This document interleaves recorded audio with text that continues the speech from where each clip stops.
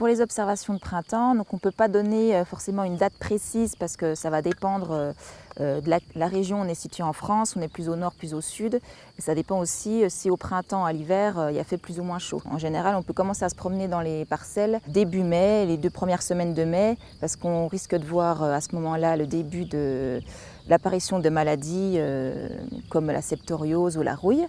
Et puis sur les variétés les plus précoces de blé, on va pouvoir commencer à voir peut-être les épis qui vont être prêts à sortir de leur gaine. Alors l'épiaison, c'est le moment où l'épi va sortir de sa gaine. Donc comme on peut le voir ici, on a là l'épi qui est prêt à sortir. Il n'est pas considéré comme épié parce qu'il faut qu'il soit un peu plus sorti que ce qu'on voit là. Après quelques jours de beau, en fait, l'épi va sortir. Donc ça va être important de noter la date où l'épi sera sorti et où cette variété-là sera épiée. Ce qui va être important, ça va être de pouvoir hiérarchiser, classer les variétés de blé par rapport à leur précocité. Pour les variétés précoces, ce qu'il faut faire attention, c'est justement de ne pas rater le début de l'épiaison parce qu'il suffit qu'il fasse très chaud d'un coup et en quelques jours, les variétés vont épier à quelques jours d'intervalle. Du coup, c'est nécessaire de se promener dans ces parcelles presque tous les 2-3 jours pour ne pas rater en fait, l'épiaison de chaque variété et pouvoir classer de manière assez précise la précocité des variétés. Pour un paysan qui a par exemple une terre pauvre, qui est dans un climat assez sec, il va préférer des variétés précoces. On va les moissonner plus tôt. Elles souffriront beaucoup moins du sec pendant l'été, pendant les mois de juillet-août, où il fait sec, il y a peu de pluie.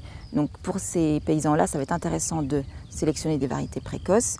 Et par contre, pour les paysans qui sont dans des terroirs avec des terres profondes et puis un climat qui va être plus humide et plus froid, là, ils vont plutôt rechercher des variétés tardives. Les variétés tardives, souvent, elles vont avoir besoin d'une terre profonde pour pouvoir justement résister au chaud, à la chaleur de l'été et pouvoir aller chercher de l'eau en fait à des profondeurs un peu plus importantes dans le sol. Et en plus, dans les climats humides, il y a beaucoup plus de risques de maladies, donc les variétés tardives sont souvent beaucoup moins malades que les variétés précoces. Vont résister. Tant que l'épi n'est pas sorti, en fait, la variété, la plante, elle est moins fragile par rapport aux maladies. On ne va pas demander de passer tous les jours observer ces blés pour voir comment évolue une maladie parce que ça va demander beaucoup de temps. Ce qui est important, ça va être de voir, d'évaluer un peu le degré de pression de la maladie une année donnée sur telle variété. Donc souvent les maladies elles commencent à apparaître au début de la montaison, donc quand en fait la plante commence à monter en graines et donc ça va être début au printemps, donc courant mai, qu'il faudra être attentif à bien observer ces variétés. Donc les maladies les plus courantes, on a la septoriose, donc c'est un champignon qui va se développer qui va attaquer les feuilles des céréales, donc du blé dans notre cas. Donc on peut montrer un exemple. Donc ici en fait la septoriose elle va se manifester par le jaunissement des feuilles jusqu'à devenir brune en fait. La feuille elle a un aspect de dessèchement. C'est pas forcément inquiétant tant que la maladie stagne bien en bas du pied et n'attaque pas en fait les feuilles les plus jeunes qui sont au-dessus de la plante qui vont permettre de nourrir l'épi. Il faut que ces feuilles-là restent bien vertes. Une autre maladie qui se développe couramment sur les céréales et qu'on voit donc sur les feuilles du blé, c'est la rouille jaune. Donc là, on la voit très bien. Elle se manifeste par des pustules oranges qui vont s'aligner sur les stries de la feuille. Donc ça peut être des pustules oranges ou des taches un peu jaunes, un peu comme la septoriose, mais pour ne pas confondre, il faut savoir que la rouille, en fait, ce seront des taches qui vont être alignées sur les stries de la feuille. C'est comme ça qu'on la distingue. Et puis avec ces pustules oranges, qui même quand on frotte un peu au doigt, en fait, on a le doigt qui peut être un peu orangé. Mais globalement, les maladies, elles vont être beaucoup liées à la météo d'une année. Si on a un printemps humide, la chaleur et l'humidité, ça va favoriser l'apparition des champignons. Pour les ravageurs, ça va surtout dépendre en fait de la gestion globale de sa ferme. Parce qu'un insecte ravageur, il va apparaître pour réguler une plante. Donc s'il y a par exemple un excès d'azote, on met trop d'engrais, la plante va subir un excès de sève et du coup le puceron par exemple, il va arriver pour réguler cet excès de sève. Du coup ici sur cette plateforme elle est bien gérée, donc du coup on ne peut pas forcément montrer d'exemple d'un ravageur qui s'attaque à une plante, mais ce qu'il faut savoir pour éviter du coup ces ravageurs, c'est essayer d'avoir des rotations longues, bien diversifiées pour ne pas avoir plusieurs plantes sensibles à tel ravageur plusieurs années de suite, bien préparer son sol assez précocement pour tuer un maximum de larves, donc en août, retourner, broyer les résidus de la culture précédente. Donc voilà un peu ce qu'on peut donner comme conseil pour lutter contre les ravageurs, parce que quand le ravageur est là, c'est trop tard pour agir en fait, il faut vraiment agir en préventif. Après un ravageur, les dégâts qu'il peut causer, c'est qu'il va il peut se nourrir de la sève d'une plante, il peut introduire des maladies dans la plante, donc ça peut avoir des dégâts vraiment importants sur le rendement et la qualité du grain derrière. Ça c'est pour les insectes ravageurs, mais on a aussi des ravageurs comme les sangliers par exemple, qui peuvent faire beaucoup de dégâts dans les cultures des paysans quand les paysans se situent par exemple en bord de forêt.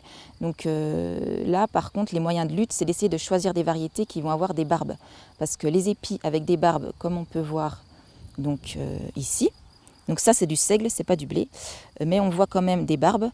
Ça va gêner le sanglier, il va avoir ça va être plus difficile pour lui de manger, de s'attaquer à ces épis-là parce qu'il va être gêné par les barbes. Ce qui va être intéressant aussi pour lutter contre les sangliers, justement, ça va être de semer des variétés anciennes, parce que les variétés anciennes de blé vont avoir des barbes beaucoup plus longues, plus grandes, beaucoup plus touffues qu'un blé moderne. Alors pour les adventices, ce qui va être important, ça va être essayer de les identifier le plus précisément possible, parce qu'il faut savoir que chaque plante ne va pas pousser par hasard sur un sol. On dit qu'elles sont bioindicatrices pour la santé du sol. Elles vont permettre d'avoir des informations sur la structure de son sol et les carences ou les excès en éléments nutritifs du sol. Donc ça va être important de pouvoir les identifier. Donc ici, on peut voir qu'on a du vulpin là. Donc le vulpin, c'est la première concurrente du blé. Donc c'est pour ça qu'elle est souvent assez gênante pour les paysans, parce qu'elle va pousser quasiment sur les blés, à côté d'un pied de blé, plus précoce que le blé. Elle va égrener avant, donc c'est important de l'arracher, parce que sinon on va ressemer des graines de vulpin pour l'année d'après, et en plus de ça, à la récolte, les graines de vulpin vont se retrouver dans la moisson, donc c'est important de les désherber. Ensuite, comme autre exemple, le chardon, qui va avoir une fonction de décompactage du sol. Donc c'est souvent dans les sols tassés, un peu humides. Et en plus de ça, le chardon, il va absorber les excès d'azote. Il est souvent associé à d'autres kénopodes. C'est parce que le chardon, donc, c'est la famille des kénopodes. Donc ça, c'est quelques exemples, mais il y a un livre qui a été écrit par Gérard Dussert, qui est vraiment sur toutes les plantes bioindicatrices des sols. Ça va être très intéressant de pouvoir s'y reporter pour essayer de lire en fait ce que les plantes nous disent sur notre sol. Généralement, un blé qui a un vert foncé, il va être riche en azote. Un blé qui va être un peu plus clair, il va peut-être être victime d'un sol qui est pauvre en éléments nutritifs, ou peut-être qu'il a subi aussi un stress climatique. Voilà, il peut y avoir plusieurs explications.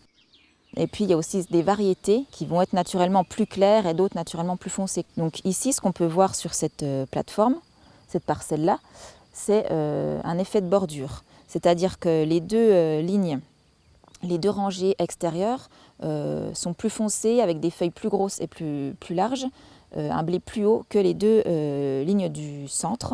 Donc là, ça témoigne bien que les blés en bordure ont moins de concurrence, donc sont plus riches en éléments nutritifs, en azote. Donc ça c'est très visible ici. On voit que les blés sont quand même beaucoup plus touffus, plus vert foncé. La feuille elle est un peu plus large. Alors que les blés qui sont au centre, alors c'est la même variété, les feuilles sont plus fines, le vert est un peu plus clair. Pour observer une variété, on doit regarder en fait les lignes, on doit plutôt regarder les lignes du centre. Une plante qui a une feuille avec un vert qui va être bien homogène, sans tache, ça voudra dire que la plante elle a été bien nourrie par le sol et qu'elle va pouvoir capter toute l'énergie du soleil par la photosynthèse. Donc on a des variétés aussi qui ont des couleurs de vert bien spécifiques. Comme souvent les blés du sud, ils vont être un peu plus bleutés ou un peu plus clairs. Celui-là c'est le blé de Haute-Provence. Donc on voit qu'il est bien vert, mais c'est un vert qui est quand même beaucoup plus un vert bleuté. ça permet de mettre en évidence en fait toute la diversité qu'on peut avoir sur les variétés anciennes. Il y a à la fois le sol, la qualité nutritive du sol, mais aussi les variétés qui vont s'exprimer de manière bien spécifique à chaque variété. Quand on a une plateforme de variétés anciennes, ce qui va être intéressant aussi, c'est d'essayer d'évaluer une variété d'un point de vue un peu moins technique, sortir un peu de la technique, mais voir si la variété nous plaît, si on la trouve jolie, si belle, voilà. Et donc, ce qu'on peut faire, c'est de se mettre devant une variété, et puis sa première impression, quelle note on lui donnerait, par exemple, entre 1 et 5. Quelle note on lui donnerait si elle nous plaît beaucoup, on peut lui donner 4, 5. Si on la trouve vraiment faiblarde, qu'on la trouve moche, on lui donnera plutôt 1 ou 2. Et puis si on lui donne une note à peu près, voilà, ni moche ni trop belle, on lui donnerait 3 par exemple. Donc ça permet un peu de sortir un peu de tous ces aspects un peu techniques et puis vraiment laisser parler un peu son impression, son intuition sur une plante, parce que pour sélectionner les blés, il y a les aspects un peu techniques, maladies, épiaisons et tout ça, mais il y a aussi, est-ce que la variété va nous plaire, est-ce que la variété nous plaît tout simplement en fait.